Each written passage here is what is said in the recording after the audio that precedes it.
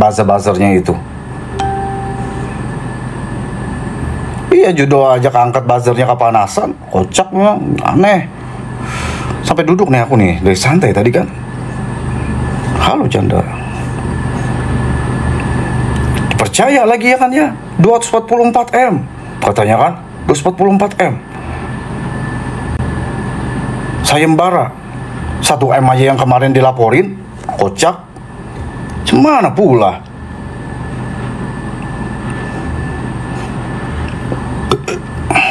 Sekalian tahu, KPK itu nggak sembarangan.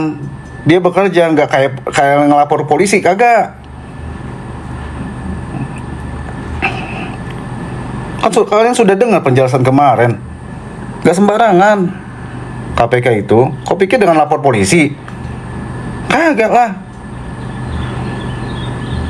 Kalau sudah memanggil seperti itu, artinya ini kasus penting. Udah telusuri sama mereka.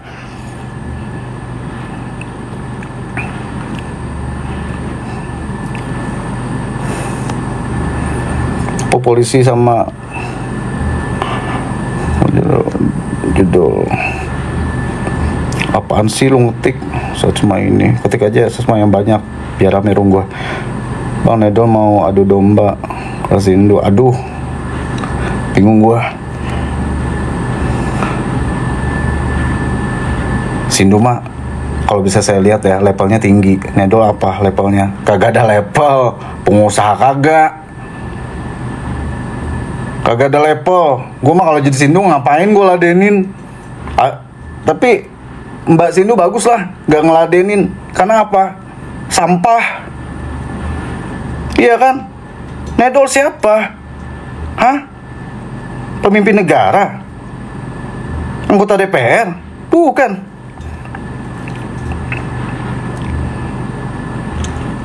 So tahu dia. Kalau dia tahu semua masalah ini, masalah laporan-laporan, kenapa nggak dia jadiin?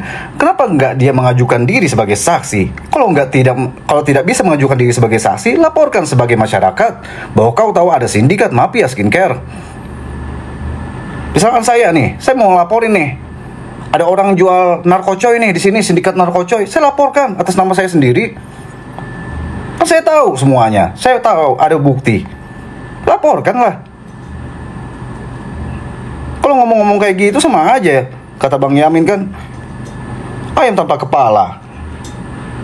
Benar nggak? Nah lu kan sales rumah. Sales, benar. Markus juga. Itu caranya dia yang kayak gitu supaya Markusnya jalan, coy. Kerjaan dia sebagai Markus jalan. Wasindo punya orang-orang yang di belakangnya dia ngakuin kalau kasus ini dipantau di atas. Tuh Nedol tahu kalau Sindu punya orang yang di belakangnya. Apapun itu kan kau tahu Sindu itu dari siapa? Prabowo kan? Biarkan aja lah si orang itu berkoar-koar. Ya, udah banyak apa yang dia ucapkan itu tidak benar, seperti jaket. Tentang kasusnya terkodel-kodel, bukannya meringankan malah memberatkan. Sadar nggak sih kalian? Dia ikut kasus-kasus orang itu untuk apa? Untuk Markusnya itu jalan. Pekerjaan dia sebagai Markus itu jalan. Dia cuma modal untuk mengkoneksikan orang-orang tertentu, ya. Cara untuk mengkoneksikannya, ya lu bayar. Lancar dah kerjaannya.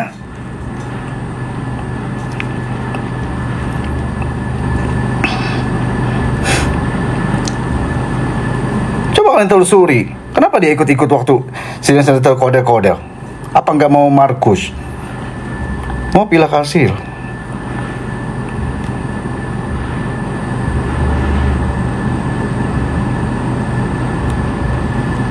Udah tahu itu, Eglan tahu kayaknya itu.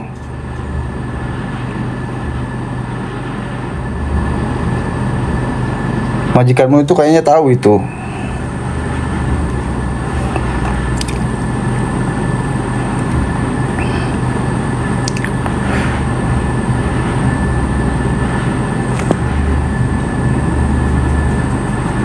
biarin. Gue nggak mau itu ya. Kalau sampah-sampah gue biarin masuk, biarkan mereka beropini sendiri gitu. Kalau kita masuk ke roomnya sana pasti di mute, kalau nggak di blok. Karena apa? Mereka kubu sana itu ingin memaksakan, ingin orang percaya sama dia aja. Jadi kalau beda pendapat di mute, kalau nggak di blok. Aneh, kocak. Katanya semua manusia itu, rakyat berhak berpendapat, tapi kalau tidak sependapat di mute, di blok, di kick. Kocak. Katanya ingin jadikan masyarakat Indonesia ini pintar. Orang udah pintar lah.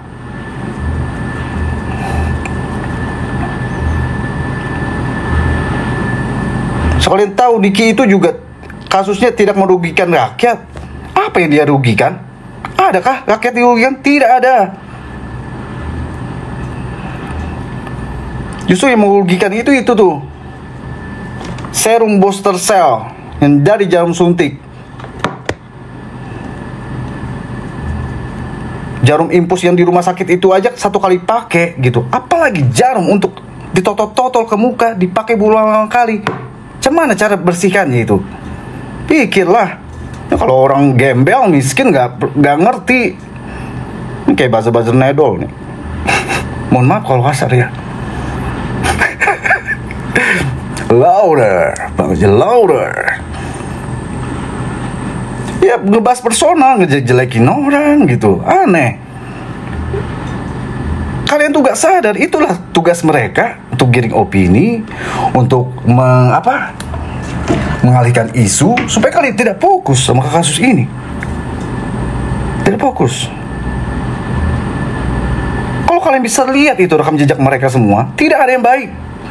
Rekam jejak kubu sana tidak ada yang baik. Kalau kalian lihat rekam jejaknya dulu, ada lagi tuh anggota caleg gagal yang dulu juga berseteru sama Niki juga ikut-ikutan pula. Iya kan? Malah berlomba-lomba ingin jadi ini apa? Jadi terkenal di pansos di kasus ini supaya disebut media. Gak ada kerjaan kah? Kalau pengen disebut media, bikinlah film apa gitu, kreasi.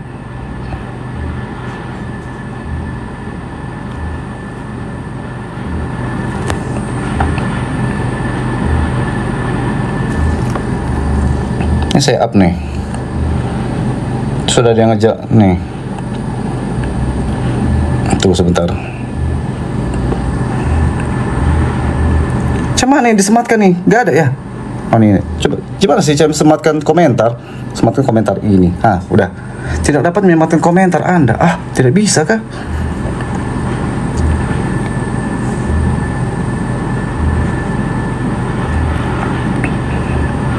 Dan kalian kan sudah tahu semua tentang kerja-kerja buzzer itu seperti apa dan upahnya berapa. Udah tahu kan? Jadi ngapain kalian harus percaya sama kubu sana? Siapa koordinator perbuzzerannya? Siapa yang sering bayar buzzer? Ada uang Nedol? Tidak ada. Tuang pelapor. Nedol aja ngasih yang bis gosong kemarin. Cuma handphone 2 juta. Mahalan jam tangan saya. Nih. Gue pikir iPhone 17 Pro Max kah? 16 Pro Max kah? Murah ternyata. Ini buat makan. Pengen beli handphone 2 juta. Katanya kaya. Handphone aja sosokan mau sayembara 244M. Bis gosong aja dikasih. Cuman HP 2 juta. Macam mana pula? Percaya aja lagi. Kocak memang.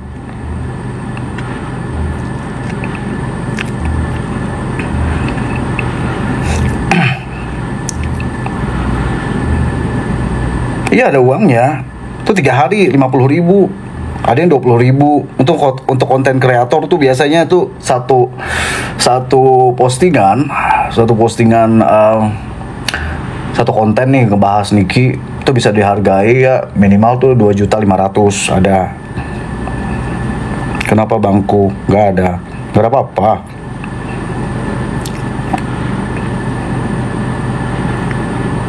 Koordinatornya itu sekalian tahu ya, Taufik sama Gigi Behel. Lo kalau mau jadi buzzer tuh ajuin ke sana tuh. Ajuin ke sana koordinatornya. Lumayan kan 50.000 3 hari. Cuma rebahan doang kata-ketik. 3 hari ada nanti tuh. Masuk 50.000. Hah. Ada yang katanya 2 bulan cuma 220. Wow. Mengesankan bukan?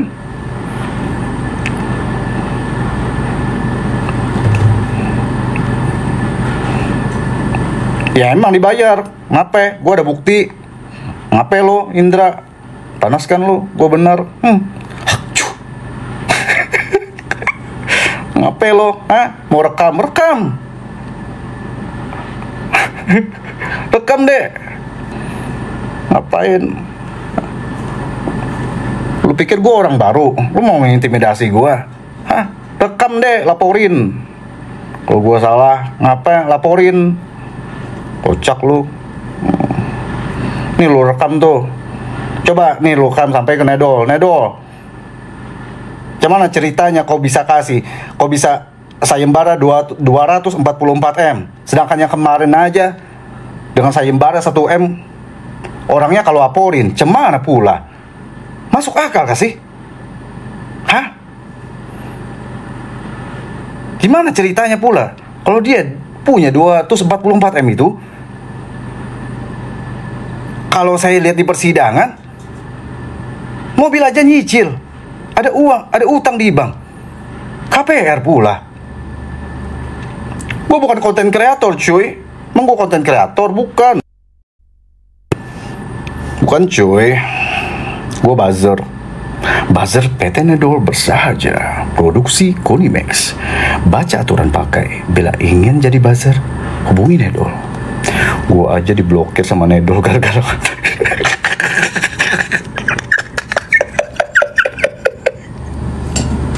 Markus Dalau, padahal kan emang bener katanya. Astagfirullahaladzim, Allahu Akbar. Ya buzzer emang udah langganan itu, sering masuk ke rumahku. Si Mujahidin, ada tadi kah? Siapa tadi? Si Andre itu udah langganan, ada lagi Tiara. Saya hafal tuh yang sering berlangganan di room saya kalau saya lagi live. Apalagi kalau lagi rame masuk mereka. Hafal saya buzzer-buzzer receh ini. Ya, kalau bahasa kasarnya sampah. Ada di pihak mana bang katanya? Kau pikir aja sendiri dia kata-kata aku berada di pihak mana?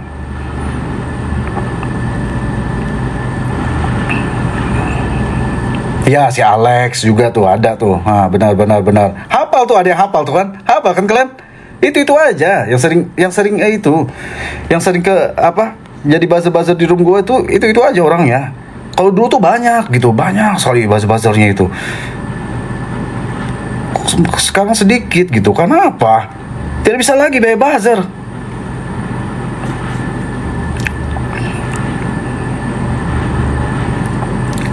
Lagi bayar buzzer.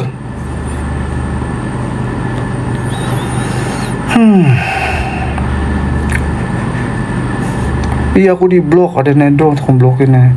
Post tuh padahal cuman bilang nepost, dicari Densu katanya kan. Oh diblokir kau. Semangat bang membela kebenaran. Orang jujur, makanya orang pada benci. Kalian sudah tahu dari dulu di Konoha ini kalau ada orang jujur dan membela kebenaran ya pasti dibungkam. Cari aja itu kemarin yang bicara soal COVID. Nggak ada lagi kan dibungkam kan? Nggak ada lagi kan seliweran.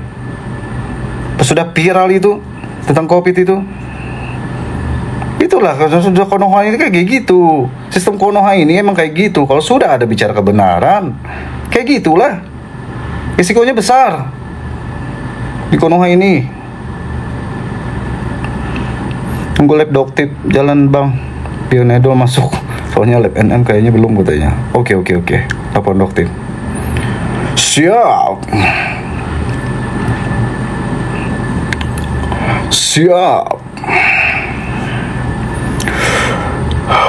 Adik pendukung RM, halo.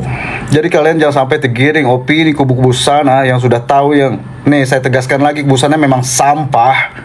Tahu kan sampah ya. Jangan digubris Jangan jadi hiraukan ya kayak gitu. Walaupun mereka bilang ini, bilang itu, bilang apa segala macam. Siapa sih mereka? Hah? Yang tidak ada di konteks permasalahan ini kok bisa? Hah? Sama si Nedol tidak ada di permasalahan ini kok bisa klarifikasi apa-apa? Yang laporin kagak klarifikasi. Kenapa dia yang klarifikasi? Aneh. Yang punya produk aja nggak ada klarifikasi. Kok si Nedol ini klarifikasi? Aneh kan? Tidur aja lah papi. Yang berkasus di terkodel-kodel, si Nedol yang klarifikasi. Apa sih ceritanya ini? Bingung aku.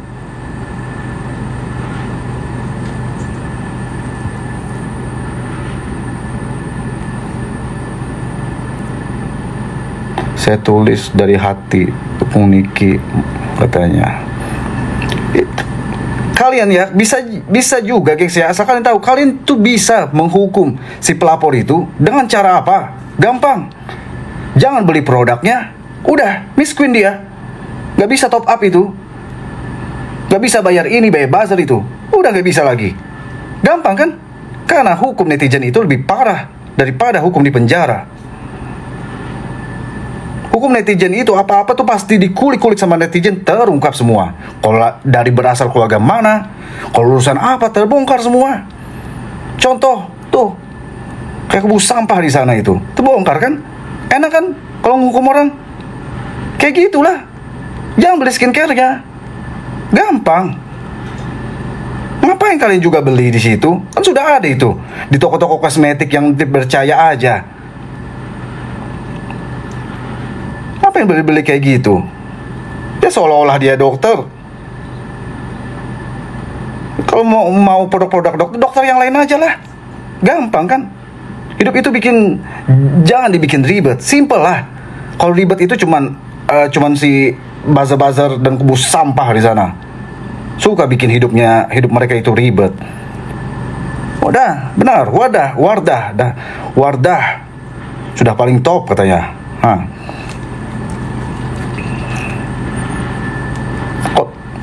Kalau mereka ingin membawa Konoha ini jadi semakin lebih baik ya, bahas tuh Yuto The Doll, apa kabar?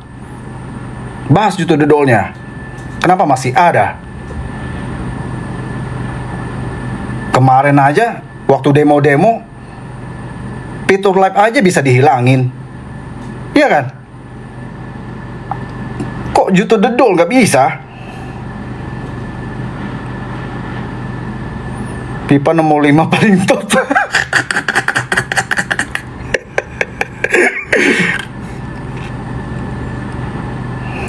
Banyak di kota saya ini, banyak juga kemakan-makan situs-situs kayak gitu.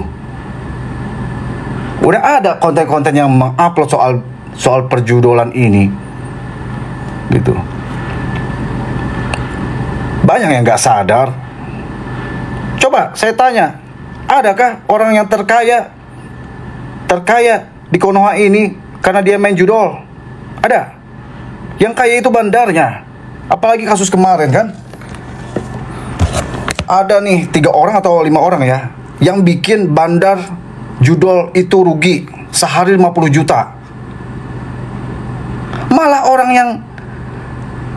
orang itu yang ditangkap, bukan bos judolnya ditangkap. Aneh. Coba kalian sadari itu. Ponakannya sampai cerai gara judol ya. Iya kan, ada kan? Kocak memang. Di situ aja kalian bisa nilai sendiri. Tanggaku pemain judol, tiap gajian dia pemulu sampai rumahnya dijual. Ini di awal permainan emang dikasih menang. Tapi lama-kelamaan itu bikin kalian penasaran lagi. Akhirnya apa? Kejual semua harta benda, habis semua. Itu cara mereka untuk bikin kalian penasaran. Makanya banyak-banyak scroll kasus judol. Asal kalian tahu ya, Judul itu seperti bisnis narkocoy, bisnis mafia skincare. Udah tahu ini ilegal. Udah tahu ilegal kan? Udah kecium sama orang. Ladusing.